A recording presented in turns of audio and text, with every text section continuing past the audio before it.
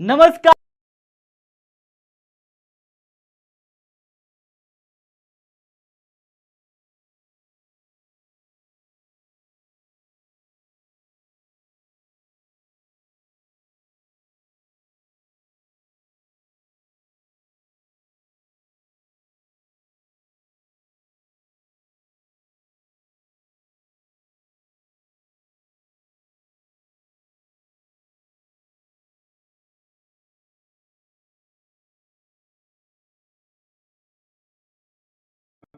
नमस्कार प्यारे साथियों, कैसे हैं आप सभी साथियों का हमारे इस प्यारे से online learning platform Bihar board science Vidyakul पे स्वागत है, आभार है, अभिनंदन है। एक बार सभी साथी जल्दी जल्दी जुड़ जाइए, फटाफट शेयर कर दीजिए।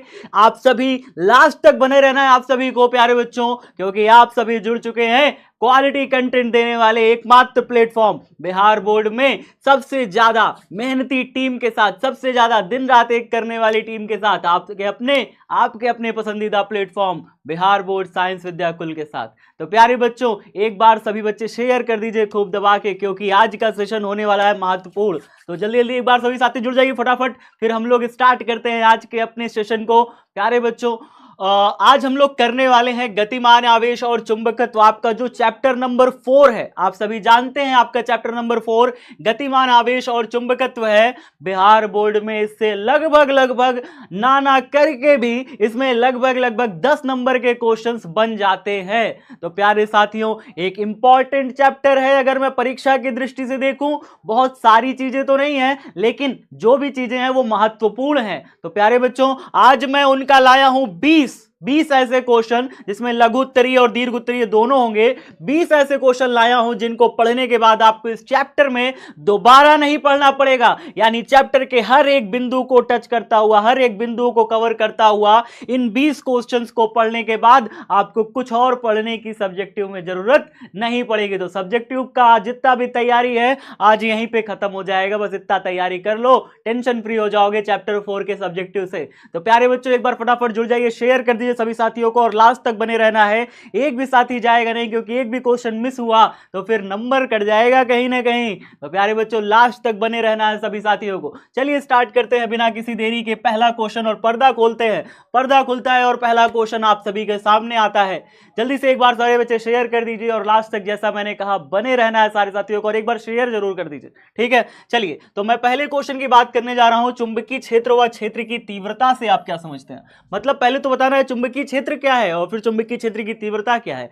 ये जो क्वेश्चन है ये अलग अलग भी बन सकता है, मतलब परीक्षा में आपका अलग से पूछ सकता है चुंबकीय क्षेत्र किसे आप क्या समझते हैं, या चुंबकीय क्षेत्र की तीव्रता से आप क्या समझते हैं। अलग अलग करके भी इन्हें आपसे पूछ सकता है, ठीक है। तो तैयार रहिए दोनों तरीके से। चलिए बताता हूं चुंबकीय क्षेत्र क्या होता है। किसी चुंबक के चारों ओर का क्षेत्र, कोई चुंबक है, कोई चुंबक के चारों ओर का जो क्षेत्र होता है, जिसमें कोई चुंबकीय सुई ला के रखे ना, तो चुंबकीय सुई पर एक बल आघूर्ण का अनुभव होता है, यानी चुंबकीय सुई घूमने लग जाती है। ऐसे क्षेत्र को कहते हैं चुंबकीय क्षेत्र। तो क्या कहा जा रहा है, किसी चुंबक के चारों ओर का वह क्षेत्र जिसमें किसी चुंबकीय सुई पर एक बल आघूर्ण कार्य करता है, चुंबक का चुंबकीय क्षेत्र कहलाता है, मैग्नेटिक फील्ड कहलाता है। प्यारे बच्चों, अगर पूछे कि चुंबकीय क्षेत्र की तीव्रता से क्या समझते हैं, तो चुंबकीय क्षेत्र की तीव्रता क्या होती है, किसी चुंबक के पास किसी भी बिंदु पर जो चुंबकीय क्षेत्र की तीव्रता होती है, वास्तव में उस बिंदु के परितः एकांक क्षेत्रफल से अभिलंबवत गुजरने वाली चुंबकीय बल रेखाओं की संख्या। उस बिंदु से मतलब अगर किसी बिंदु पर चुंबकीय क्षेत्र की तीव्रता जाननी है ना, तो क्या करना है आपको, उस बिंदु के परितः एकांक क्षेत्रफल लेना है, और उस क्षेत्रफल से अभिलंबवत जितनी बल रेखाएं गुजर रही हैं उन बल रेखाओं की संख्या काउंट कर लेनी है। वही कहलाता है, उस क्षेत्रफल से गुजरने वाली चुंबकीय बल रेखाओं की संख्या ही क्या कहलाएंगी प्यारे बच्चों, उस बिंदु पर चुंबकीय क्षेत्र की तीव्रता कहलाएगी। तो बस सिंपल है। क्या कह रहा है, किसी बिंदु पर चुंबकीय क्षेत्र की तीव्रता का परिमाण कितना होता है, उस बिंदु के चारों ओर लिए गए एकांक क्षेत्रफल से लंबवत गुजरने वाली चुंबकीय बल रेखा, लिए गए एकांक क्षेत्रफल से लंबवत जितनी भी चुंबकीय बल रेखाएं गुजर रही हैं, उन्हीं बल रेखाओं की संख्या क्या होती है, उन्हीं बल रेखाओं की संख्या उस बिंदु पर चुंबकीय क्षेत्र के परिमाण के बराबर होता है। तो ये रहा हमारा चुंबकीय क्षेत्र की तीव्रता की परिभाषा और चुंबकीय क्षेत्र की परिभाषा। इससे आपकी परीक्षा में आपको 2 नंबर का क्वेश्चन पक्का हो गया, 2 नंबर का क्वेश्चन एकदम पक्का हो गया। चलिए आगे बढ़ते हैं, और आगे बढ़ते हुए देखते हैं अगला क्वेश्चन। अगला क्वेश्चन है चुंबकीय क्षेत्र की तीव्रता का एसआई मात्रक, सीजीएस मात्रक और विमीय सूत्र क्या होगा। ये तीनों अलग अलग करके आपसे बहुविकल्पी में भी पूछ सकता है, लघु में भी पूछ सकता है, दीर्घ में भी पूछ सकता है, कैसे भी करके पूछ सकता है। तो अगर आपसे कोई पूछे एसआई मात्रक, एसआई मात्रक अगर आपसे कोई पूछ ले तो आप सभी जानते हैं इसका एसआई मात्रक कितना होता है, बी का एसआई मात्रक तो होता है न्यूटन प्रति एम्पियर मीटर। कितना होता है आप सभी जानते हैं ना सारे बच्चे, एक बार सारे बच्चे कमेंट बॉक्स में बताइए कितना होता है, न्यूटन प्रति एम्पियर मीटर। कितना होगा, न्यूटन प्रति में एम्पियर मीटर होता है इसका एक एसआई मात्रक। और इसका क्या एसआई मात्रक होता है, वेबर प्रति मीटर स्क्वायर। और क्या होता है, वेबर प्रति में मीटर स्क्वायर। एक इसका मात्रक ये होता है, एक इसका मात्रक ये होता है। और इसका एसआई मात्रक क्या होता है, और होता है टेस्ला। और होता है क्या, टेस्ला। इतने सारे इसके एसआई मात्रक है, एसआई मात्रक हो गए। अगर मैं सीजीएस मात्रक की बात करूं, सीजीएस मात्रक की बात करूं तो इसका सीजीएस मात्रक होता है प्यारे बच्चों गॉस। ठीक है, बी का जो सीजीएस मात्रक होता है, चुंबकीय क्षेत्र की तीव्रता का जो सीजीएस मात्रक होता है वो कितना होता है, गॉस होता है, गॉस होता है। अब इसका एक गॉस जो होता है, एक गॉस प्यारे बच्चों, एक गॉस जो होता है उसका सीजीएस मात्रक मतलब कि अगर टेस्ला में कन्वर्ट किया जाए तो होता है 10⁻⁻⁴ टेस्ला, 10⁻⁴ टेस्ला। और एनसीईआरटी में एक प्यारा सा क्वेश्चन भी है जिसमें गॉस में दिया हुआ है आपको वैल्यू। ठीक है, अब उसे टेस्ला में कन्वर्ट करके तभी सॉल्व कर सकते हैं। तो न्यूमेरिकल जो है कि एनसीईआरटी में दिया हुआ है इसी चैप्टर में, जिसमें आपको गॉस में वैल्यू दी है और टेस्ला में कन्वर्ट करके सॉल्व करना है। तो आपको याद होना चाहिए क्योंकि न्यूमेरिकल में इसका उपयोग आ जाता है, गॉस को टेस्ला में कन्वर्ट करने के लिए। गॉस में वैल्यू दे देगा, टेस्ला में निकालने के लिए आपको कहा जाएगा। ठीक है, चलिए इसके अलावा अगर आप इसका विमीय सूत्र निकालने की बात करें, विमीय सूत्र निकालने की बात करें तो विमीय सूत्र जो होता है इसका, विमीय सूत्र जो होगा इसका, विमीय सूत्र जो होगा, विमीय सूत्र में देखिए क्या लिखोगे, न्यूटन का विमा क्या लिखोगे, न्यूटन का विमा लिखोगे mLT-2, न्यूटन का विमा हो गया। और यहाँ पे एम्पियर, एम्पियर का हो गया A, और यहाँ पे मीटर, मीटर का हो गया L। ठीक है, अब L से तो एक L निपट गया, तो क्या बचा हमारे पास विमीय सूत्र में, बचा M बचा, और क्या बचा T-1, T-2 A-1। ठीक है, T-2 A-1, M L से L निपट गया, T-2 A-1। L का जीरो लिख सकते हो आप, यहाँ पे L जीरो भी लिख सकते हो, ML0 T-2 A-1 ये भी लिख सकते हो। ठीक है, तो इसका हो गया विमा प्यारे बच्चों। ठीक है, तो विमा लिख लोगे आराम से, कोई दिक्कत नहीं आ रही है। नेक्स्ट क्वेश्चन देखते हैं इसका, नेक्स्ट क्वेश्चन देखते हैं, नेक्स्ट क्वेश्चन इसका क्या होगा। ठीक है, नेक्स्ट क्वेश्चन देखिए, नेक्स्ट क्वेश्चन बायोसेवर्ट का नियम लिखे। बायोसेवर्ट का नियम तो आपसे 2021 में पूछा भी था। तो बायोसेवर्ट का नियम क्या होता है आप सभी जानते हैं ना, कि कोई अनंत लंबाई का एक धारावाही चालक तार होता है, उसमें एक अल्पांश लंबाई ली जाती है, एक छोटा सा डीएल लिया जाता है, अल्पांश लंबाई ली जाती है। उस अल्पांश लंबाई से आर दूरी पर स्थित कोई एक बिंदु, बिंदु पी पर चुंबकीय क्षेत्र की तीव्रता निकाली जाती है। तो अनंत लंबाई का एक चालक तार लिया जाता है, इस अनंत लंबाई के चालक तार पर एक अल्पांश डीएल लिया जाता है, और इस डीएल से आर दूरी पर स्थित किसी बिंदु पी पर चुंबकीय क्षेत्र की जब तीव्रता निकालते हैं डीबी, तो वो डीबी वास्तव में निर्भर करता है किस पे, चालक तार में बहने वाली धारा आई के अनुक्रमानुपाती होता है। यहाँ पर जो चुंबकीय क्षेत्र की तीव्रता होती है डीबी, वो निर्भर करता है किस पे, डीएल पर निर्भर करता है, यानी इस अल्पांश पर निर्भर करता है। ठीक है, और किस पे निर्भर करता है, डीबी निर्भर करता है प्यारे बच्चों, यहाँ पे जो अल्पांश और मिलाने वाली दूरी है इसके बीच जो कोण बनता है उस कोण थीटा, उस कोण थीटा की जा पे निर्भर करता है, यानी इस कोण थीटा के साइन पर निर्भर करता है, साइन पर निर्भर करता है प्यारे बच्चों। और किस पे निर्भर करता है, यहाँ पे स्टार के पूरे स्टार से अगर यहाँ पे आर दूरी पर निकाल रहे हैं ना बिंदु पी पर चुंबकीय क्षेत्र की तीव्रता, तो फिर आपके किस पे निर्भर करेगा, डीबी जो है ना इस दूरी के वर्ग के व्युत्क्रमानुपाती होती है, दूरी के वर्ग के व्युत्क्रमानुपाती होती है। तो आई डीएल साइन थीटा अपॉन में आर स्क्वायर, इन्हीं चारों से मिलकर के फॉर्मूला बनता है डीबी डायरेक्टली प्रोपोर्शनल टू आई ऊपर रहता है, डीएल ऊपर है, साइन थीटा ऊपर है, और नीचे क्या बन जाता है, नीचे हो जाता है आर स्क्वायर, इन्हीं चारों से मिलकर के। अब इसको जब बराबर करते हैं ना, इसको जब बराबर करते हैं तो डीबी जब बराबर होता है इसके, तो यहाँ पे एक कांस्टेंट आता है μ0/4 एक प्रकार का कांस्टेंट से गुणा करना पड़ता है, आई डीएल साइन थीटा अपॉन में क्या हो जाएगा, अपॉन में हो जाएगा आर स्क्वायर। ठीक है, अब यहाँ पे म्यू नॉट क्या है प्यारे बच्चों, म्यू नॉट क्या है, म्यू नॉट कहलाता है निर्वात की चुंबकशीलता। क्या कहलाता है, निर्वात की चुंबकशीलता कहलाता है, चुंबकशीलता कहलाता है। ठीक है, चुंबकशीलता कहलाता है प्यारे बच्चों। ये हो गया आपका पूरा का पूरा आंसर। ठीक है, तो चलिए बस इतना लिखना है आपको और यहाँ तक लिख करके छोड़ देना है। बाकी आप चाहें तो इसको सदिश रूप वगैरह में लिख सकते हैं, सदिश रूप वगैरह में आप लिख सकते हैं। आपको ये पूरा चीज़ें लिखवाई जा चुकी है, जब लेक्चर पढ़ाया था तो सब कुछ कराया था। ठीक है, तो आपका ये होता है बायोसेवर्ट का नियम। नेक्स्ट देखते हैं, नेक्स्ट क्वेश्चन देखते हैं, नेक्स्ट क्वेश्चन देखते हैं। फ्लेमिंग के बाएं हाथ के नियम को लिखिए। 2020 में आपसे पूछा था फ्लेमिंग का बाएं हाथ का नियम। आप जानते हैं कि यदि हम अपने बाएं हाथ की 3 उंगलियां मध्यमा, तर्जनी और अंगूठे को कुछ इस प्रकार से फैलाएं कि तीनों उंगलियां परस्पर लंबवत रहें, तो फिर जो हमारी मध्यमा उंगली होती है वो धारा की दिशा में, जो हमारी तर्जनी उंगली होती है चुंबकीय क्षेत्र की दिशा में, तो हमारा जो अंगूठा होता है वो फिर चालक तार पर लगने वाले बल की दिशा को प्रदर्शित करता है। यही होता है फ्लेमिंग के बाएं हाथ का नियम के अनुसार। बाएं हाथ के अंगूठे और पास वाली 2 उंगलियां, बाएं हाथ के अंगूठे और पास वाली 2 उंगलियों को इस प्रकार फैलाएं कि वे परस्पर लंबवत रहे। तो यदि अंगूठे के पास वाली उंगली चुंबकीय क्षेत्र की दिशा को, अंगूठे के पास यानी ये वाली जिसे आप कहते हो तर्जनी उंगली, वो चुंबकीय क्षेत्र की दिशा को और बीच वाली उंगली धारा की दिशा को प्रदर्शित करे, तो अंगूठा जो है चालक तार पर लगने वाले बल की दिशा को प्रदर्शित करेगा। कुछ इस प्रकार से अगर आप डायग्राम भी बना देंगे परीक्षा में तो आपको जो है 2 नंबर पूरा पूरा मिल जाएगा। कमेंट बॉक्स में बताइए हाँ या ना, 2 नंबर पूरा पूरा मिल जाएगा अगर आप डायग्राम भी बना दोगे तो। अगर आप स्क्रीनशॉट लेना चाहते हैं तो स्क्रीनशॉट पूरा का पूरा ले लीजिए। मैं आपको स्क्रीनशॉट लेने का पूरा मौका दूंगा ताकि सारे बच्चे जो आप लिखना चाहते हैं तो स्क्रीनशॉट ले लीजिए। इसका ले लीजिए, इसके पहले वाले का भी ले लीजिए, इसके पहले वाले का ले लीजिए, इसका भी ले लीजिए और इसके पहले वाले का भी ले लीजिए, इसके पहले वाले का भी ले लीजिए। चलिए फटाफट आप सारे साथी स्क्रीनशॉट रखते जाइए क्वेश्चंस का, ताकि आपका यहाँ पे नोट्स बनती जाए। ठीक है, चलिए नेक्स्ट देखते हैं, नेक्स्ट देखते हैं। तीसरे के बाद देखते हैं चौथा नंबर, चौथा भी हो गया फ्लेमिंग के बाएं हाथ का नियम। नेक्स्ट देखते हैं, नेक्स्ट देखते हैं। अब इधर देखते हैं लॉरेंज बल क्या है। लॉरेंज बल क्या है, 2 बार परीक्षा में पूछा था, 2 बार परीक्षा में पूछा है तो इंपॉर्टेंट तो है। लॉरेंज बल क्या होता है? लॉरेंज बल होता है कि यदि किसी स्थान पर वैद्युत क्षेत्र और चुंबकीय क्षेत्र दोनों हो, माने वैद्युत क्षेत्र भी वहां पे हो और चुंबकीय क्षेत्र भी हो, तो वैद्युत क्षेत्र वास्तव में उस पर जो बल लगाएगा किसी भी आवेश Q पर, वो होगा Q इंटू E बल लगाएगा। Q इंटू E बल लगाएगा। सदिश रूप में लिखोगे तो Q E वेक्टर लिखोगे। इतना वैद्युत बल लगेगा अगर कोई आवेश Q आवेश E वैद्युत क्षेत्र में स्थित है तो फिर ठीक है, उस पर कितना बल लगेगा? Q इंटू E वेक्टर वैद्युत बल लगेगा। अगर वही आवेश किसी चुंबकीय क्षेत्र में V वेग से चलने लग जाए, वही आवेश किसी चुंबकीय क्षेत्र में V वेग से चलने लग जाए, तो उस पर जो चुंबकीय बल लगेगा वो लगेगा Q V वेक्टर क्रॉस में B वेक्टर। इतना चुंबकीय बल उसके ऊपर लगेगा प्यारे बच्चों, तो इतना चुंबकीय बल लगेगा। तो अगर कोई आवेश वैद्युत क्षेत्र और चुंबकीय क्षेत्र, मतलब एक ऐसी जगह जहां पे वैद्युत क्षेत्र भी है और चुंबकीय क्षेत्र भी है, उसमें गति कर रहा है, ध्यान से सुनिए मेरी बात, मैंने क्या कहा। अगर कोई आवेश जहां पे वैद्युत क्षेत्र भी है और चुंबकीय क्षेत्र भी है, दोनों एक साथ उपस्थित है,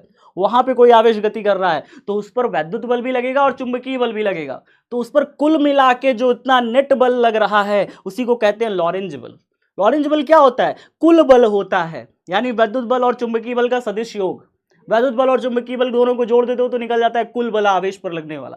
ठीक है, तो यहां पे देखिए वैद्युत बल इतना काम किया, चुंबकीय बल इतना काम किया, दोनों को जोड़ दिया, क्या निकल गया? लॉरेंज बल निकल गया, एफ वेक्टर निकल गया। तो एफ वेक्टर बराबर कितना होता है? क्यू कॉमन ले लीजिए, क्यू जैसे ही कॉमन लोगे यहाँ पे आ जाएगा ई वेक्टर, प्लस में यहाँ पे आ जाएगा वी वेक्टर, क्रॉस में बी वेक्टर, इतना हो जाएगा, इतना हो जाएगा। इस तरीके से ये लॉरेंज बल का फॉर्मूला है। ये किसका फॉर्मूला है? लॉरेंज बल का फॉर्मूला है प्यारे साथियों। देखिए क्या लिखा है, जब कोई आवेशित कण किसी चुंबकीय क्षेत्र में गति करता है तो उस पर गति की दिशा और चुंबकीय क्षेत्र की दिशा दोनों के लंबवत एक बल आरोपित होता है जिसे लॉरेंज बल कहते हैं। ठीक है, आप इसका आंसर ऐसे भी लिख सकते हैं, यदि कोई आवेश किसी ऐसे क्षेत्र में गति करता है जहां पर वैद्युत क्षेत्र भी है, जहां पर चुंबकीय क्षेत्र भी है, तो आवेश पर वैद्युत बल और चुंबकीय बल दोनों साथ साथ कार्य करते हैं। ठीक है, और दोनों बलों के सदिश योग को लॉरेंज बल कहते हैं। आप इस तरीके से भी आंसर को लिख सकते हैं और यह फॉर्मूला जरूर लिखिएगा। अगर आप इसे लिखते हैं तो फिर आपका आंसर पूरा हो जाता है, क्योंकि लॉरेंज बल का फॉर्मूला है। ठीक है, चलिए आगे देखते हैं अगला क्वेश्चन क्या है। अगला क्वेश्चन हमारे पास क्या है?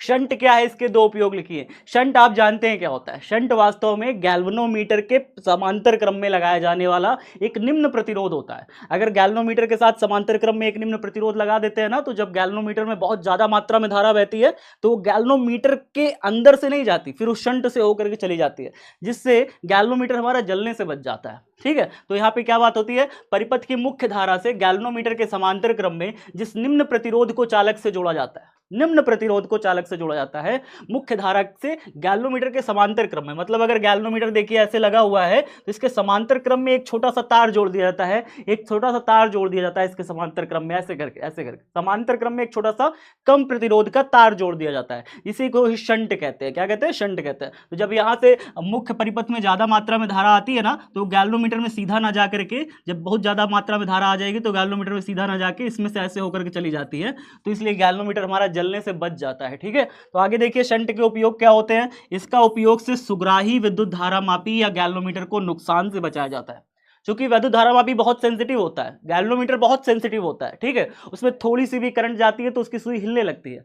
अच्छा, अगर उसमें बहुत ज्यादा मात्रा में करंट बह गई तो फिर सुई हमारी जल जाएगी। ठीक है, इसी को बचाने के लिए ही विद्युत धारा मापी या गैल्वेनोमीटर को नुकसान से बचाया जाता है शंट का उपयोग करके। ठीक है, शंट का उपयोग से धारा को विभक्त किया जाता है, यानी धारा को देखो बांट दिया गया, विभक्त कर दिया गया, और शंट के मान को बदलकर धारा मापी के परास को बढ़ाया जा सकता है। शंट के मान को अगर हम चेंज कर दें ना, किसी प्रकार से शंट के मान को अगर हम चेंज कर दें तो धारा मापी का हम परास बढ़ा सकते हैं, धारा मापी की रेंज हम नापने की बढ़ा सकते हैं। ठीक है, तो ये हमारे दो, अगर लिख दिया आपने, दो उपयोग लिख दिया कि धारा मापी की रेंज को बढ़ाने के काम में आती है, धारा मापी से ज्यादा मापन करने के काम में आती है धारा। ठीक है, अगर हम शंट का, अगर हम इसका क्या बढ़ा दें, शंट का अगर हम मान बढ़ा दें, बदल दें, तो शंट के मान को बदलकर हम धारा मापी के परास को बढ़ा सकते हैं, धारा मापी से मापी जाने वाली धारा का मान हम बढ़ा सकते हैं। पहला ये हो गया। और इसकी सुग्राहिता चूंकि बहुत ज्यादा होती है, धारा मापी बहुत ज्यादा सुग्राही होता है, इसलिए हम धारा को विभक्त कर देते हैं, धारा को बांट देते हैं, और गैल्वेनोमीटर को होने वाले नुकसान से शंट से सहायता से हम लोग बचा सकते हैं। ठीक है, तो ये दो उपयोग इसके हो गए। आगे देखते हैं, आगे देखते हैं। एक समान चुंबकीय क्षेत्र में गतिमान आवेशित कण पर लगने वाले बल का व्यंजक। एक समान चुंबकीय क्षेत्र में गतिमान आवेशित, मतलब देखिए अगर एक समान चुंबकीय क्षेत्र है, इस तरीके से एक समान चुंबकीय क्षेत्र है, और इसमें कोई एक आवेशित कण है Q, मान लीजिए Q आवेशित कण है। अब ये Q आवेशित कण इधर की तरफ v वेग से थीटा कोण बनाते हुए क्षेत्र में गति कर रहा है। क्षेत्र में ये बाह्य चुंबकीय क्षेत्र जो है हमारा, बाह्य चुंबकीय क्षेत्र जो है, इसमें Q आवेश हमारा v वेग से क्षेत्र की दिशा में थीटा कोण बना के गति कर रहा है। ठीक है, क्षेत्र से थीटा कोण बना के v वेग से गति कर रहा है, तो इस पर एक चुंबकीय बल लगता है। क्या लगता है? चुंबकीय बल लगता है, और वो चुंबकीय बल F निर्भर करता है इस पर, इसके वेग पर निर्भर करता है। ये चुंबकीय बल इसके आवेश पर निर्भर करता है। ये चुंबकीय बल यहाँ पे जो कार्य करता है F, वो बाह्य चुंबकीय क्षेत्र पर भी निर्भर करता है, और ये चुंबकीय बल इसके बीच बनने वाले कोण साइन थीटा पे भी निर्भर करता है। जब सारी चीजों को बराबर करते हैं तो F जो है directly proportional to QVB sine theta आता है, और जब हम इसको इक्वल करते हैं तो यहाँ पे चूंकि अनुक्रमानुपाती रिलेशन है, ठीक है, जब इसको बराबर करते हैं प्यारे बच्चों तो यहाँ पे F बराबर आता है, यहाँ पे एक कांस्टेंट लिखेंगे QVB साइन थीटा। और मात्रक की विभिन्न प्रणालियों में हम अलग अलग मात्रकों के विभिन्न प्रणालियों में जब चेक करते हैं तो K का मान ना 1 आता है, तो हम F इज इक्वल टू लिखते हैं, यहाँ पे K की वैल्यू 1 लिखते हैं, QVB साइन थीटा। ठीक है, ऐसे लिखते हैं। आप चाहो तो यहाँ पे लिख सकते हो K बराबर 1। मात्रक की विभिन्न प्रणालियों में K का मान कितना होता है? 1 होता है। ठीक है, इस तरीके से आप यहाँ पे एक फॉर्मूला प्रूव करते हो कि यहाँ पे क्या हो जाता है कि अगर कोई भी आवेश क्यों अगर v वेग से किसी चुंबकीय क्षेत्र में गति करता है तो उस पर एक बल लगता है, वो बल कितना होता है? QVB sine theta. इसे सदिश रूप में लिखते हो। जब आप इसे सदिश रूप में लिखते हो तो सदिश रूप में देख लीजिए कैसे लिखते हैं। सदिश रूप में अगर आप इसे लिखते हो तो सदिश रूप इसका बहुत आसान है, F vector is equal to Q V vector cross B vector, यही इसका सदिश रूप है। माने अगर ये जो बल लगता है वो V और B के क्रॉस में करोगे तब लगे, पता चलेगा कि बल की दिशा किधर होगी। माने अगर बल उधर जा रहा है, वेग उधर है, कण का वेग उधर है, वेग से चुंबकीय क्षेत्र की दिशा में क्रॉस घुमाओ उंगली, वेग से चुंबकीय क्षेत्र की दिशा में उंगली को घुमाओगे तो अंगूठा जो है आपका बल की दिशा को प्रदर्शित करेगा। वेग से चुंबकीय क्षेत्र की दिशा में उंगली को ऐसे घुमाओगे तो अंगूठा जो है आपका चुंबक आवेश पर लगने वाले बल की दिशा को बताएगा। ठीक है, तो इस समय यहाँ पे अगर आवेश मेरा इस दिशा में जा रहा है तो उस पर जो बल लगेगा वो अंदर की तरफ लगेगा, अंदर की तरफ, भीतर की तरफ इस पर चुंबकीय बल काम करेगा। ठीक है, चलिए नेक्स्ट क्वेश्चन देखते हैं। नेक्स्ट क्वेश्चन है चुंबकीय बल रेखाओं के किन्हीं दो गुण के बारे में बताइए। आप सभी जानते हैं चुंबकीय बल रेखाओं के गुण कौन कौन से होते हैं। पहला गुण तो ये लिख दीजिएगा कि चुंबकीय बल रेखाएं वक्राकार बनाती है, यानी एक बंद वक्र बनाती हैं। नॉर्थ पोल से निकलती हैं, साउथ पोल में जाती हैं बाहर, और फिर साउथ पोल से नॉर्थ पोल में भीतर आती हैं। इस प्रकार से एक बंद वक्र का निर्माण करती हैं, और ये कभी एक दूसरे को काटती नहीं है, क्योंकि अगर काटेंगी तो कटान बिंदु पर दो चुंबकीय क्षेत्र की तीव्रता की दिशा मिलेगी। ठीक है, इसलिए कभी एक दूसरे को काटती नहीं है। आगे क्या कहता है? चुंबकीय क्षेत्र की दिशा जो है चुंबकीय क्षेत्र रेखाओं पर स्पर्श रेखा खींच के निर्धारित की जा सकती है। मतलब अगर आपको चुंबकीय क्षेत्र की दिशा चाहिए, जैसे कि मान लो चुंबकीय बल रेखा इधर से इधर गई है और यहाँ पे आपको चुंबकीय क्षेत्र की तीव्रता की दिशा यानी B की डायरेक्शन चाहिए, तो यहाँ पर ऐसे स्पर्श रेखा खींच दीजिए। चुंबकीय क्षेत्र की तीव्रता की दिशा चाहिए तो यहाँ पे ऐसे स्पर्श रेखा खींचिए। वो स्पर्श रेखा ही उस बिंदु पर क्या प्रदर्शित करती है? चुंबकीय क्षेत्र की तीव्रता यानी B की दिशा को प्रदर्शित कर देगी। ठीक है, तो चुंबकीय क्षेत्र की तीव्रता की दिशा क्या होती है? चुंबकीय बल रेखा पर स्पर्श रेखा जो है उस बिंदु पर चुंबकीय क्षेत्र की तीव्रता की दिशा यानी B की डायरेक्शन को प्रदर्शित करती है। नेक्स्ट क्वेश्चन देखते हैं। एक एम्पियर की परिभाषा बताइए। एक एम्पियर की परिभाषा प्यारे बच्चों बड़ी आसान है। देखिए मैं आपको करा भी चुका हूं, मैं आपको लिखा भी चुका हूं, प्रूव भी करा चुका हूं, बताया भी हूं। देखिए मान लीजिए कि दो तार है और एक में 1 एम्पियर धारा बह रही है और दूसरे में भी 1 एम्पियर की धारा बह रही है। दोनों में 1 एम्पियर की धारा बह रही है और दोनों के बीच की दूरी ना 1-1 मीटर है, माने दोनों तार 1-1 मीटर की दूरी पर स्थित है। ठीक है, दोनों तार 1-1 मीटर की दूरी पर स्थित है। तो दोनों तारों के पर जो बल लगेगा ना, दोनों तारों की एकांक लंबाई पर जो आकर्षण बल लगेगा वो वास्तव में कितना होगा, 2 × 10⁻⁷ न्यूटन का होगा। इतने न्यूटन का बल लगेगा, इतने न्यूटन का बल लगेगा दोनों तारों की एकांक लंबाई पर। एकांक लंबाई मतलब दोनों तारों की 1-1 मीटर की लंबाई पर जो बल लगेगा वास्तव में वो कितना होगा, 2 × 10⁻⁷ न्यूटन का। वो बल कैसा होगा प्रकृति में, आकर्षण प्रकृति का होगा। अगर दोनों तारों में समान दिशा में धारा बह रही है, दोनों तारों में एक ही दिशा में धारा बह रही है, तो दोनों तारों की 1-1 मीटर लंबाई पर कितना बल लगेगा भाई, और एक दूसरे पर आकर्षण प्रकृति का एक बल लगेगा। ठीक है, क्या कह रहा है देखिए, 1 एम्पियर विद्युत धारा वह धारा है जो कि निर्वात में 1 मीटर की दूरी पर, निर्वात में 1 मीटर की दूरी पर रखे दो सीधे लंबे और समांतर तारों में प्रवाहित होने पर, दो सीधे लंबे और समांतर तारों में प्रवाहित हो गई अगर 1-1 एम्पियर की धारा, तो फिर प्रत्येक तार की प्रति मीटर लंबाई पर तारों के बीच 2 × 10⁻⁷ न्यूटन का बल उत्पन्न करती है। हर एक तार की प्रति मीटर लंबाई पर, मतलब 1-1 मीटर की लंबाई पर कितना बल उत्पन्न करेगी, 2 × 10⁻⁷ न्यूटन का बल आरोपित करेगी। और अगर दोनों तारों में समान दिशा में धारा बह रही है तो यह आकर्षण प्रकृति का बल होगा, लेकिन अगर एक में ऊपर की दिशा में और दूसरे तार में नीचे की दिशा में धारा बह रही है तो यह प्रतिकर्षण प्रकृति का बल होगा, यानी एक दूसरे को धक्का मारेंगे विपरीत दिशा में। ठीक है, मतलब अगर समान दिशा में धारा बह रही है तो खींचेंगे एक दूसरे की तरफ, और अगर एक तार में नीचे की तरफ धारा बह रही है, दूसरे तार में ऊपर की तरफ धारा बह रही है, तो एक दूसरे को ढकेलेंगे। इन दोनों की जो प्रति मीटर लंबाई पर बल लगेगा वो इतना ही बल लगेगा, लेकिन वास्तव में वो प्रतिकर्षण प्रकृति का होगा। और यहाँ पे इसके प्रति मीटर लंबाई पर जो बल लगेगा वो आकर्षण प्रकृति का होगा। अगर इसमें भी 1 एम्पियर की धारा बह रही है, 1 एम्पियर की धारा, इनके बीच की दूरी भी 1 मीटर, तो इसके प्रति एकांक लंबाई पर जो बल लगेगा वो इतना ही लगेगा, इसके भी प्रति एकांक लंबाई पर बल इतना ही लगेगा, बस बशर्ते इस पे बल जो है प्रतिकर्षण प्रकृति का होगा, इस पे बल आकर्षण प्रकृति का होगा। ठीक है, बस इतना ही अंतर है, क्योंकि एक में धारा देखिए, एक में नीचे जा रही है, दूसरे में ऊपर, इसमें दोनों में समान दिशा में धारा बह रही है। ठीक है, बस इतना सा अंतर होता है प्यारे बच्चों, इस अंतर को थोड़ा सा जान लेना, बात खत्म। नेक्स्ट देखते हैं धारावाही वृत्ताकार कुंडली के केंद्र पर चुंबकीय क्षेत्र का व्यंजक प्राप्त करें। व्यंजक निकालना है, मतलब फॉर्मूला डिराइव करना है। आप सभी जानते हैं, इस तरीके से आप एक कुंडली बना लेना, इस तरीके से कुंडली बना लेना, इसमें धारा प्रवाहित कर देना, इस तरीके से धारा प्रवाहित कर देना, आई धारा बह रही है, इस तरीके से आई धारा बह रही है। अब इसके केंद्र पर आपको चुंबकीय क्षेत्र की तीव्रता चाहिए, तो अगर धारा इस तरीके से बह रही है ना, तो इसके केंद्र पर जो चुंबकीय क्षेत्र की तीव्रता होगी ना, वो अंगूठे के दिशा में होगी, यानी अंगूठा की दिशा कैसा है, ऊपर की तरफ, बाहर की तरफ है। अंगूठा की दिशा कैसा है, ऊपर की तरफ है, बाहर की तरफ। ठीक है सर, तो यहाँ पे अगर कुंडली पर अगर आप छोटा सा डीएल लंबाई लेते हो ना, कुंडली पर छोटा सा डीएल लंबाई लेते हो, अब इस डीएल लंबाई के कारण अगर इसके केंद्र पर चुंबकीय क्षेत्र की तीव्रता निकालना चाहते हो, तो फिर आप बायो-सेवर्ट का नियम लगाओगे। बायो-सेवर्ट का नियम कहता है dB directly proportional to I D L sine theta upon में आर स्क्वायर, यही कहता है ना बायो-सेवर्ट का नियम। या फिर आप ऐसे लिख सकते हो डीबी बराबर म्यू 0 अपॉन में 4 पाई, और क्या कहते हो, आई D L sine theta upon में आर स्क्वायर, यही कहते हो। बायो-सेवर्ट का नियम ये कहता है ना।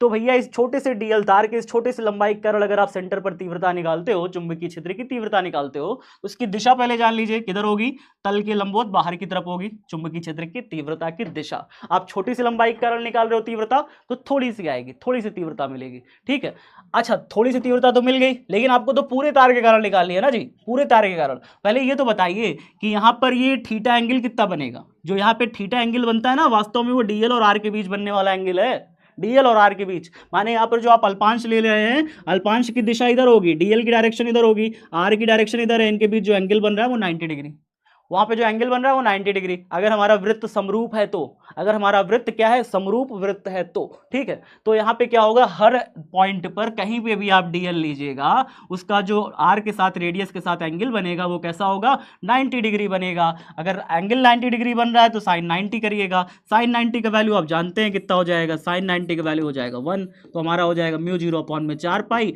आई डी एल अपॉन में आर स्क्वायर, ये हो जाएगा। अब आप जरा मुझे ये बताइए कि छोटे से हिस्से का तो आपने तीव्रता निकाल लिया, छोटे से हिस्से डीएल के कारण यहां पर सेंटर पर तीव्रता निकाल लिया, कितना आएगा, इतना आएगा। ठीक है, यहां पे साइन आपने 90 रख दिया, साइन 90 का वैल्यू 1 हो गया। लेकिन ये जरा बताइए कि पूरे हिस्से, पूरे वृत्त के कारण सेंटर पर तीव्रता कितनी होगी, पूरे वृत्त के कारण सेंटर पर तीव्रता निकालनी हो तब कैसे निकालिएगा? तब आप क्या क्या करना है, बस इसी छोटे से हिस्से का समाकलन कर देना है। इसी छोटे से हिस्से का समाकलन कर देना है पूरे वृत्त के कारण, पूरे परिधि के कारण, पूरे हिस्से के कारण, पूरे तार के कारण सेंटर पर तीव्रता हमें मिल जाएगी। तो इसी छोटे से हिस्से का समाकलन जब आप करोगे तो b बराबर क्या मिल जाएगा, b बराबर dv का समाकलन आपने कर दिया, म्यू 0/4 ये कांस्टेंट है, शांति से समाकलन से बाहर आ जाएगा। जो भी चीजें कांस्टेंट होती है वो समाकलन से क्या होती है, बाहर आ जाती है। अब भाई आई भी कांस्टेंट है, धारा भी कांस्टेंट है, वो भी समाकलन से बाहर आ जाएगी। आर स्क्वायर भी कांस्टेंट है, आर स्क्वायर भी समाकलन से बाहर आ जाएगा। मतलब कहीं पर भी आप लेंगे दूरी, वो दूरी तो आर त्रिज्या बराबर ही आएगी ना। वृत्त अगर आप एक समान बनाते हो तो आप चाहे यहां से दूरी लो, चाहे यहां से, चाहे यहां से, कहीं से भी अल्पांश से दूरी ले लो, वो दूरी बराबर आएगी, इसलिए वो समाकलन से क्या हो जाती है, बाहर आ जाती है। अंदर फंसा रह गया बेचारा डीएल फंसा रह गया। अब डीएल क्या है, छोटा सा टुकड़ा है। इस छोटे छोटे छोटे छोटे छोटे छोटे सारे टुकड़ों को अगर आप जोड़ देते हो, सारे छोटे छोटे टुकड़ों को अगर आप जोड़ देते हो तो पूरा वृत्त का परिधि नहीं मिल जाता, पूरा वृत्त का परिधि नहीं मिल जाता। अब पूरा वृत्त का परिधि कितना होता है बताइए, पूरा वृत्त का परिधि कितना होता है, 2πr। तो b बराबर यहां से क्या मिल जाएगा, b बराबर मिल जाएगा म्यू 0/4 और क्या मिल जाएगा, I/r² इनटू में क्या मिल जाएगा, 2πr। इतना हो जाएगा, इतना हो जाएगा बताइए। 2 से हम 4 को काट देंगे 2 बार में, पाई से पाई को काट देंगे, आर से आर को काट देंगे, कितना हो जाएगा बताइए। अब यहाँ पे आंसर हमारा आंसर हो जाएगा b बराबर μ0/2 I/r। इतना हो जाएगा प्यारे बच्चों, इतना हो जाएगा। सिंपल सा है। अगर आप इसमें मात्रक लगाना चाहते हो तो मात्रक लगा दीजिए टेस्ला, मात्रक लगा दीजिए टेस्ला, सिंपल सा है, ठीक है। इस तरीके से हम किसी भी धारावाही चालक तार के कारण केंद्र पर तीव्रता बड़ी आसानी से निकाल सकते हैं। दिशा आपको मैंने बता दी, दिशा कैसे निकालनी है, केंद्र के लंबवत बाहर की तरफ। अगर धारा इस दिशा से इस दिशा में जा रही होती तो केंद्र के लंबवत होता अंदर की तरफ, अगर इस दिशा में जा रही है तो केंद्र के लंबवत होगा, मतलब बोर्ड के लंबवत होगा बाहर की तरफ। सिंपल सा है तीव्रता का दिशा निकालना। चलिए अब नेक्स्ट क्वेश्चन देखते हैं। चल कुंडली गैल्वेमीटर में त्रिज्य चुंबकीय क्षेत्र का महत्व बताइए। जो चल कुंडली गैल्वेमीटर होती है ना, उसमें त्रिज्य चुंबकीय क्षेत्र का बस इतना भी महत्व है कि कुंडली कैसे भी घूम ले, मान लीजिए कुंडली है, मान लीजिए कुंडली है, कुंडली कैसे भी घूम ले वो हमेशा चुंबकीय क्षेत्र के साथ कैसा बनाए एंगल, वो हमेशा चुंबकीय क्षेत्र के साथ 90 डिग्री एंगल बनानी चाहिए। मतलब यहाँ पे आप छोटा सा अगर आप डायग्राम बना सकें तो डायग्राम भी बना दीजिएगा ताकि एग्जामिनर थोड़ा सा तो और प्रसन्न हो ही जाए, ठीक है। इस तरीके से ऐसे करके, ठीक है, इस तरीके से ऐसे करके,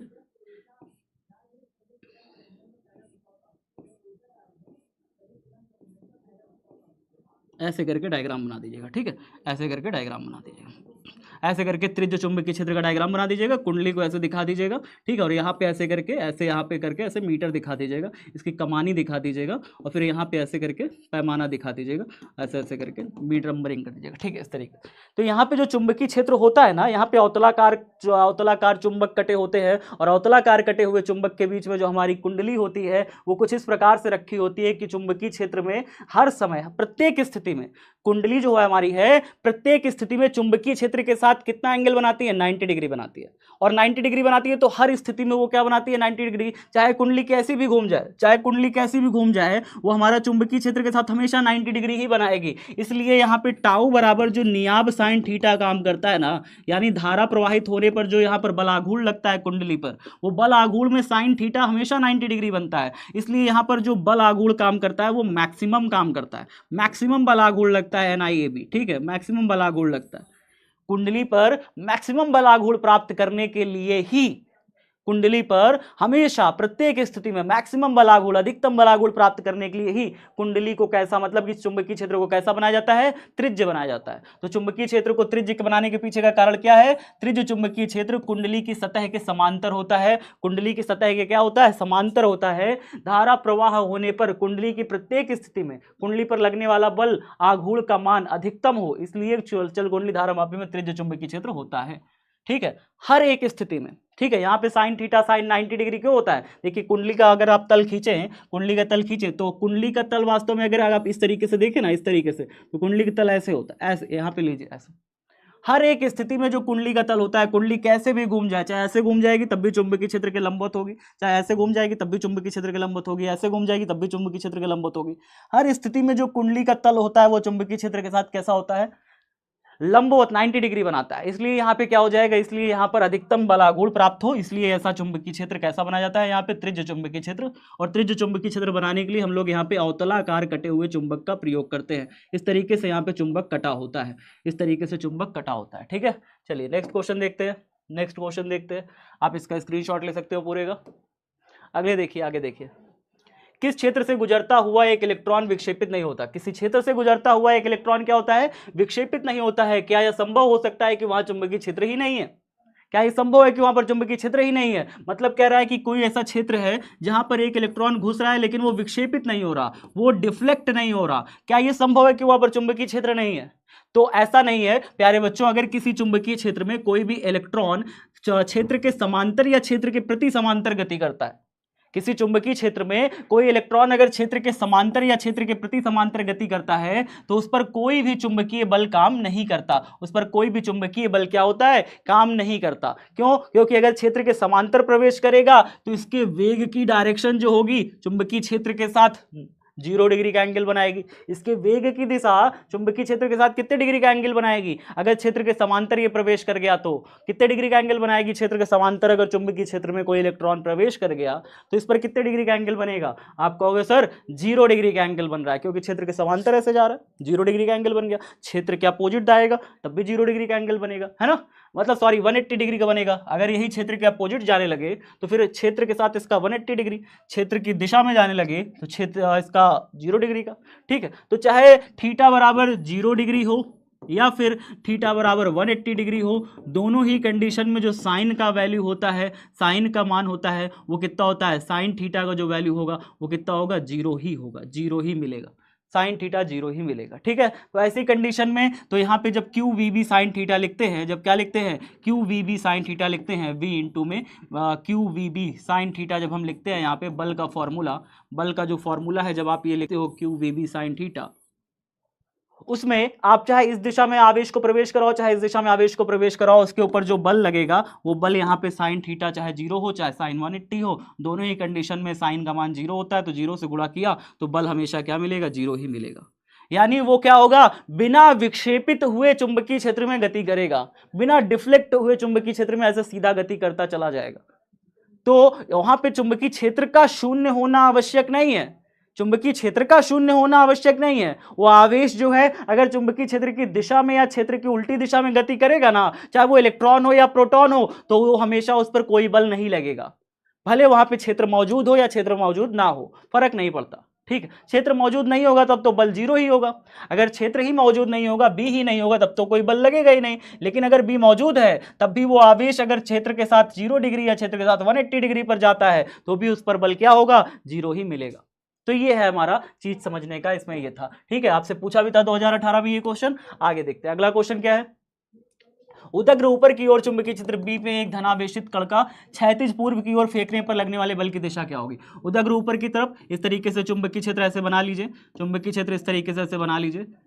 आप कोशिश करिएगा जब चुंबकीय क्षेत्र की दिशा आप बनाओ तो कोशिश करिएगा ये सारी लाइनों की जो लंबाई है इसको बराबर रखिएगा, ये सारी लाइनों की लंबाई क्या करिएगा, बराबर बराबर रखिएगा। ठीक है, तो आपका बढ़िया सा ठीक नाप के इसको बनाइएगा लाइनों को, ठीक इस तरीके से ऐसे। ठीक है, अब यहाँ पे चुंबकीय क्षेत्र की दिशा सबकी ऊपर की तरफ है। अब इसमें क्या है, उदग्र ऊपर की तरफ चुंबकीय क्षेत्र बी में एक धनावेशित कण का क्षैतिज पूर्व की ओर फेंकने पर, एक धनावेशित कण है, एक क्यू आवेश है, अगर इसे क्षैतिज पूर्व की तरफ फेंका जा रहा है, क्षैतिज पूर्व की तरफ फेंका जा रहा है। अब बताइए इसके ऊपर बल किधर की तरफ लगेगा, बल की दिशा क्या होगी, धनावेशित कण है तो जिधर जा रहा है उसकी दिशा में ही धारा बहेगी। अगर ये ऋणावेशित कण होता तो इसके गति की विपरीत दिशा में धारा बहती, लेकिन ये तो धनावेशित कण है तो इसके गति की दिशा में धारा बहेगी। तो गति की दिशा में इधर धारा बह रही तो धारा की दिशा में इस उंगली को करिए, चुंबकीय क्षेत्र की दिशा में इस वाली उंगली को करिए। फ्लेमिंग के बाएं हाथ के नियम से निकालिए, फ्लेमिंग के बाएं हाथ के नियम से निकालिए। इस आवेशित कण पर जो बल लगेगा वो कागज के तल के लंबवत ऊपर की तरफ लगेगा। कैसा लगेगा, कागज के तल के लंबवत ऊपर की तरफ। फ्लेमिंग के बाएं हाथ से हमने ज्ञात किया कि कागज के तल के लंबवत ऊपर की तरफ लगेगा। अगर ये किधर जाएगा, पूर्व की ओर, पूर्व किधर होता है, पूर्व इधर होता है, पूर्व इधर होता है, तो पूर्व की ओर अगर ये आवेश जाने लगेगा तो इस पर कागज के तल के लंबवत, लंबवत किधर लगेगा, लंबवत ऊपर की ओर इस पर बल लगेगा, ऊपर की ओर इस पर बल लगेगा। ठीक है, फ्लेमिंग का बायां हाथ आपने निकाला, भैया चुंबकीय क्षेत्र ऊपर की तरफ, धारा इधर, क्योंकि आवेशित कण धनावेशित कण जिधर गति करता है ना उधर ही धारा बहती है, उधर ही धारा मानी जाती है कि धारा बह रही है। तो आवेशित कण धनावेशित कण जिधर गति करता है उसी दिशा में धारा को मानते हैं। ये वाली उंगली धारा की दिशा, ये वाली चुंबकीय क्षेत्र की दिशा, और ये वाला उस पर लगने वाले बल की दिशा, यानी कागज के तल के लंबवत ऊपर की ओर इस पर बल लगेगा। ठीक है, चलिए नेक्स्ट क्वेश्चन देखते हैं। नेक्स्ट क्वेश्चन क्या है हमारे पास, चुंबकीय क्षेत्र में स्थित धारावाही चालक पर लगने वाले चुंबकीय बल का व्यंजक। धारावाही चालक मतलब अगर कोई चुंबकीय क्षेत्र में कोई धारावाही चालक रखा हुआ है, धारावाही चालक का मतलब समझते हैं, मतलब ऐसे कोई एक चालक रखा हुआ है जिसमें धारा बह रही है। इसमें क्या बह रही है, धारा बह रही है, आई धारा बह रही है, आई करंट इसमें फ्लो हो रहा है, इसमें करंट फ्लो हो रहा है, और ये चुंबकीय क्षेत्र में रखा हुआ है, क्षेत्र के साथ थीटा एंगल बना के रखा हुआ है। ठीक है, इसमें मान लीजिए कि बाह्य चुंबकीय क्षेत्र इसका ये है और इसका लंबाई कितना है, इसका लंबाई एल है, इसका लंबाई एल है। तो अगर किसी क्षण चुंबक का या फिर कोई भी चालक है, कोई भी चालक है जिसका लंबाई एल है, कोई भी चालक है जिसका लंबाई एल है और वो चुंबकीय क्षेत्र में क्षेत्र के साथ थीटा कोण बना के रखा हुआ है और उसमें आई धारा भी बह रहा है, तो अगर कोई पूछे कि बताइए इस पर जो चुंबकीय बल लगेगा, तो चुंबकीय बल इसके ऊपर होगा F = BIL sin थीटा लगेगा। कितना लगेगा, BIL sin theta. Bill sine theta याद रखिए, बिल साइन थीटा याद रखिएगा। ठीक है, ये फॉर्मूला याद रखिएगा, जहां पे बी क्या है, चुंबकीय क्षेत्र की तीव्रता है, आई क्या है, धारा है, जो इसमें धारा बह रही है, इसमें धारा चालक तार में जो धारा बह रही है वो है, एल चालक तार की लंबाई है। ठीक है, मैं लिख दे रहा हूं, बी क्या है, चुंबकीय क्षेत्र है, चुंबकीय क्षेत्र है, बाह्य चुंबकीय क्षेत्र जो आप देख पा रहे हैं, आई क्या है, धारा है, और यहाँ पे एल क्या है, चालक की लंबाई है, लंबाई है चालक की, और साइन थीटा क्या है, चालक का क्षेत्र के साथ बनने वाला कोण। क्या कितना है, चालक का क्षेत्र के साथ बनने वाला, चालक का क्षेत्र के साथ बनने वाला कोण है। ठीक है, अगर चालक इस तरीके से रखा है तो क्षेत्र के साथ 0 डिग्री एंगल बना रहा है, यानी अगर साइन 0 रखेंगे मतलब फिर यहाँ पे कोई बल नहीं लगेगा। क्षेत्र की दिशा में अगर चालक रखा हुआ है तो उस पर कोई बल नहीं लगेगा, कोई बल नहीं लगेगा। ठीक है, बल उस पर 0 लगेगा। लेकिन अगर वही चालक क्षेत्र के साथ 90 डिग्री एंगल बना ले, क्षेत्र के साथ 90 डिग्री एंगल बना ले, तो उस पर लगने वाला बल अधिकतम हो जाएगा। कितना बल लगेगा, अधिकतम BIL। कितना बल लगेगा, अधिकतम BIL। तो ये अधिकतम बल लगेगा और ये न्यूनतम बल लगेगा। ठीक है, ये न्यूनतम बल लगेगा। तो इस तरीके से हम बल दिखा सकते हैं प्यारे बच्चों। चलिए आगे देखते हैं, एम्पियर का परिपथीय नियम क्या है, एम्पियर का परिपथीय नियम क्या है, डायग्राम बना के इसको लिखना है, डायग्राम बना के लिखना है प्यारे बच्चों। डायग्राम बना के क्या लिखना है, मान लीजिए कि कोई एक तार है जिसमें धारा आई बह रही है, इस तार के चारों तरफ ना एक लूप की कल्पना करनी है, एक लूप की कल्पना कर लेनी है। अब इस लूप पर एक छोटा सा DL लेना है, एक छोटा सा अल्पांश लेना है। अब इस अल्पांश की दिशा जो होती है ना, वो तार का अगर आपने लूप ऐसा लिया है, मान लीजिए तार है, तार सीधा सीधा है, इस पर आपने लूप ऐसा लिया है, तो अल्पांश की दिशा ऐसे होगी अंदर की तरफ, अल्पांश की दिशा अंदर होगी, बोर्ड के अंदर होगी, बोर्ड के अंदर दिखा नहीं सकते तो ऐसे ऊपर बना दिया, तो DL की डायरेक्शन ऊपर होगी। ठीक है, अच्छा अगर यहाँ पे तार से, इस तार में आई धारा बह रही है, तो इस तार से अगर r दूरी पर इसी लूप पे, अगर इसी लूप पर आप चुंबकीय क्षेत्र की तीव्रता यानी B वेक्टर की डायरेक्शन देखें, B वेक्टर की डायरेक्शन देखें, तो B वेक्टर की डायरेक्शन भी अंदर होगी, क्योंकि आप देखिए तार में धारा ऐसे बह रही है ऊपर की तरफ। यहाँ से अगर आप धारा की दिशा में इस अंगूठे को करें तो इस बिंदु पर अगर आप देखें कि चुंबकीय क्षेत्र की तीव्रता की दिशा किधर होगी, अपनी समस्त उंगलियों को केंद्रित कर दीजिए। यहाँ पर चुंबकीय क्षेत्र की तीव्रता की दिशा भीतर की तरफ होगी, किधर होगी, भीतर की तरफ होगी। तो भाई साहब चुंबकीय क्षेत्र की तीव्रता भीतर की तरफ है और B की दिशा उधर है, DL की डायरेक्शन उधर है, दोनों एक ही डायरेक्शन में, दोनों एक ही डायरेक्शन में है प्यारे बच्चों। अब दोनों एक ही डायरेक्शन में है तो मैं समस्त बिंदुओं पर, यहाँ पर भी B vector dot DL vector, यहाँ पर भी BDL, यहाँ BDL, यहाँ BDL, सारी जगह जो B vector dot DL vector है ना, सबको मैं जोड़ दूंगा, सबका मैं रेखीय समाकल कर दूंगा। तो मैं क्या करने वाला हूं, देखिए B vector dot DL vector का मैं क्या करने वाला हूं, समस्त पूरे परिपथ पर एक रेखीय समाकल करने वाला हूं, एक रेखीय समाकल करने वाला हूं, जो कि कितना होता है, जो कि म्यू नॉट इनटू में परिपथ द्वारा, इस पूरे परिपथ द्वारा घिरे गए आवेश या नेट आवेश का म्यू नॉट गुना होता है। बस यही होता है। अगर इन सारी जगह B vector dot DL vector, सारे BDL वेक्टर को क्या करूं, जोड़ूं, यानी आप ये कह सकते हैं कि इनका रेखीय समाकल करूं। जोड़ने का दूसरे शब्दों में ही रेखीय समाकल बोलते हैं और कुछ नहीं होता, लीनियर इंटीग्रल और कुछ नहीं है। सारे को अगर मैं B vector dot DL vector सारी जगह जोड़ूं, यहाँ जैसे B vector dot DL vector निकाला ना, इनका गुणा किया, उसी प्रकार से सारी जगह BDL CDL सबका निकाला, सबको जोड़ दिया, इसी को कहेंगे रेखीय समाकल। ठीक है, इसका जो रेखीय समाकल करते हैं B vector dot DL vector का, ये mu naught into I net के बराबर होता है। देखिए क्या लिखा है, एम्पियर के परिपथीय नियम के अनुसार किसी बंद परिपथ के चारों ओर चुंबकीय क्षेत्र का रेखीय समाकल, बंद परिपथ के चारों ओर जो चुंबकीय क्षेत्र है उसका अगर रेखीय समाकल करते हैं तो इसी को क्या कहते हैं, परिपथ द्वारा घिरी कुल धारा I का म्यू नॉट गुना होता है। कुल धारा I का कितना होगा, म्यू नॉट, परिपथ द्वारा घिरी जा जो कुल धारा है I उसका म्यू नॉट गुना होता है। बस यही है हमारा एम्पियर का परिपथीय नियम। ठीक है, इतना अगर आप लिख दोगे तो आपको पूरा नंबर मिल जाएगा प्यारे साथियों, पूरा नंबर आपको यहाँ पे मिल जाएगा। नेक्स्ट क्वेश्चन दिखाता हूं मैं आपको। विद्युत धारा के चुंबकीय प्रभाव के बारे में आप क्या समझते हैं? तो विद्युत धारा के चुंबकीय प्रभाव के बारे में आप क्या समझते हैं, एक बार फटाफट शेयर कर दीजिए प्यारे बच्चों, लास्ट तक बने रहना है आप सभी साथियों को, कहीं नहीं जाना है। ठीक है, विद्युत धारा के चुंबकीय प्रभाव, तो गतिमान आवेश अपने चारों ओर एक चुंबकीय क्षेत्र उत्पन्न करता है। अगर कोई गतिमान आवेश है ना, कोई आवेश गति कर रहा है तो अपने चारों तरफ एक चुंबकीय प्रभाव भी उत्पन्न करता है। इसकी सबसे पहले खोज जो है 1820 ईस्वी में ऑर्स्टेड नाम के वैज्ञानिक ने करी थी कि कोई गतिमान आवेश है ना, वो जब गति करता है तो उसके चारों तरफ एक चुंबकीय क्षेत्र पैदा होता है। ठीक है, तो इसी तरीके से धारा के चुंबकीय प्रभाव, विद्युत धारा के चुंबकीय प्रभाव की खोज हुई थी कि अगर विद्युत धारा जा रही है इसका मतलब क्या है, आवेश गति कर रहा है, तो आवेश जब गति करता है तो उसके चारों तरफ एक वृत्ताकार चुंबकीय क्षेत्र बनता है जिसके केंद्र पर वो तार होता है जिसमें धारा बह रही है। ठीक है, तो यहाँ पर वृत्ताकार चुंबकीय बल रेखाएं उत्पन्न होती हैं। ठीक है, तो इस तरीके से आप यहाँ पे अंगूठा दिखा सकते हो कि भाई साहब अगर धारा ऊपर की तरफ बह रही है तो इसका जो चुंबकीय क्षेत्र होता है वो कुछ इस तरीके से होता है, चुंबकीय क्षेत्र इस तरीके से होता है। ठीक है, चुंबकीय क्षेत्र इस तरीके से होता है, इस तरीके से चुंबकीय क्षेत्र ऐसे ऐसे, अगर धारा ऊपर बह रही है तो चुंबकीय क्षेत्र इसमें चारों तरफ इस तरीके से होता है। ठीक है, चलिए क्या लिखा है, विद्युत धारा के इस प्रभाव को धारा का चुंबकीय प्रभाव कहते हैं। ठीक है, क्योंकि गतिमान आवेश अपने चारों तरफ चुंबकीय क्षेत्र उत्पन्न करता है, गतिमान आवेश अपने चारों तरफ एक चुंबकीय क्षेत्र उत्पन्न करता है। विद्युत धारा के इस प्रभाव को धारा का चुंबकीय प्रभाव कहते हैं। सर्वप्रथम इस नियम को ऑर्स्टेड नामक वैज्ञानिक ने 1820 ईस्वी में खोजा था। ठीक है, तो ये हो गया आपका बढ़िया सा प्यारा सा आंसर। आगे देखते हैं अगला क्वेश्चन।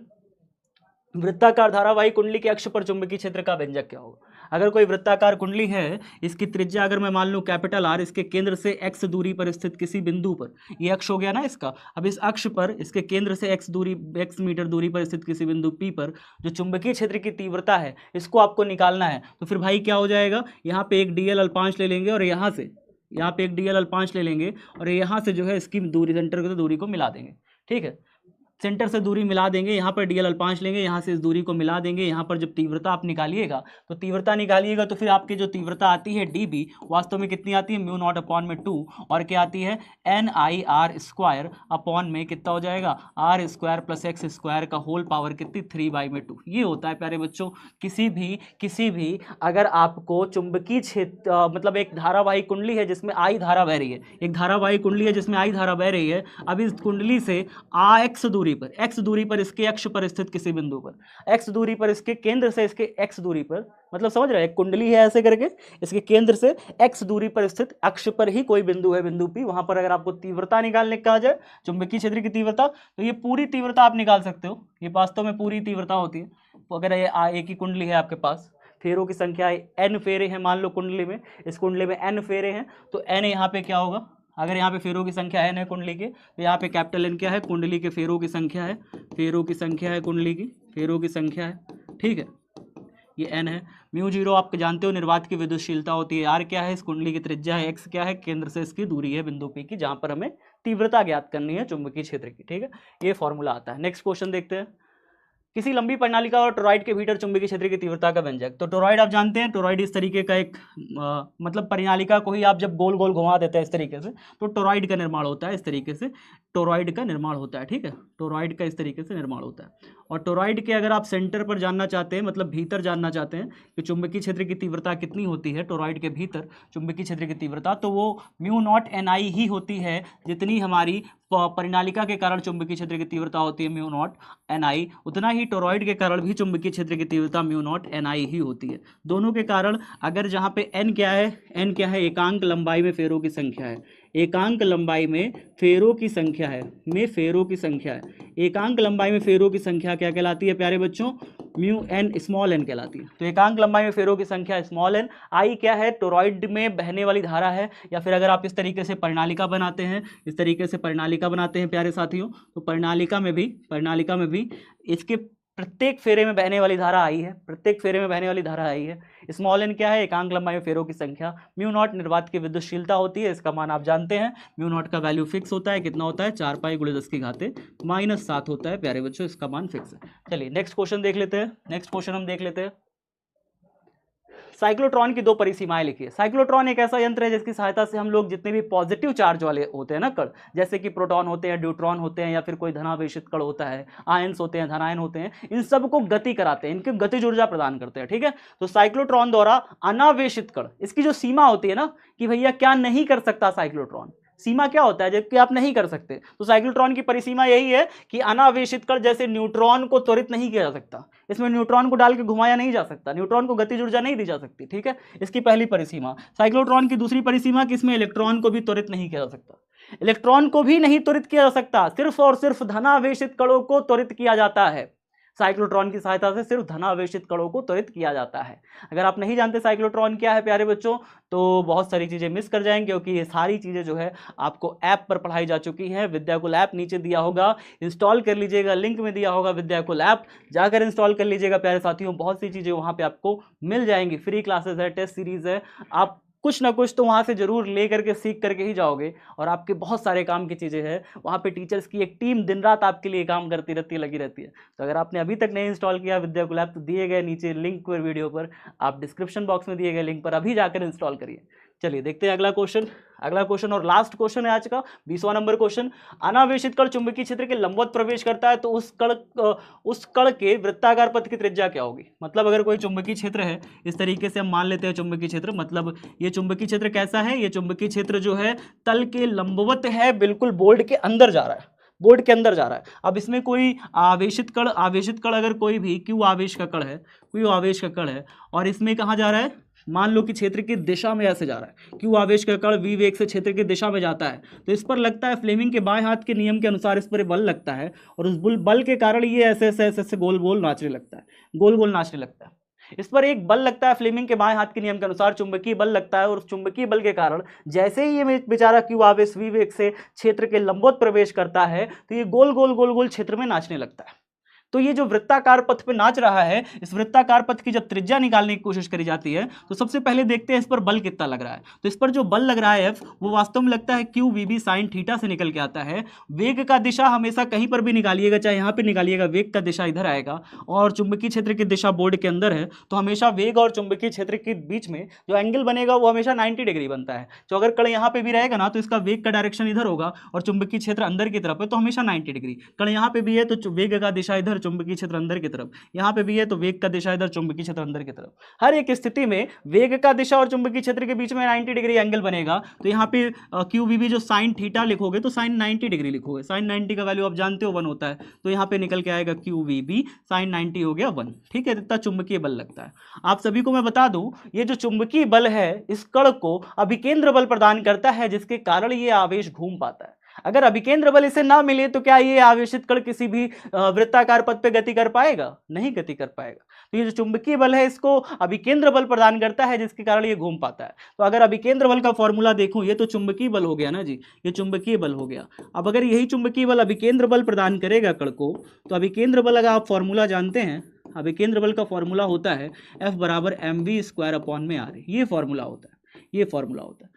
ये भी बल है, ये भी बल है, ये बल के कारण ही ये बल मिल रहा है, तो दोनों आपस में बराबर होते हैं। तो इसे समीकरण नंबर 2, समीकरण 2, दोनों समीकरणों को एक साथ लिख देते हैं, मतलब इनके बायां पक्ष जब समान है तो दायां पक्ष भी समान, यानी क्यू वी बी बराबर हम लिख देते हैं mv²/r। यहाँ पे ऐसे लिख देते हैं। और अगर आपको क्या निकालना है, त्रिज्या निकालना है ना जी, तो यहाँ से देखिए एक वी से एक वी कट गया, तो यहाँ से अगर आप r निकालिएगा ना, r बराबर, तो r बराबर निकल जाएगा mv/qb। क्या निकल जाएगा? mv/qb।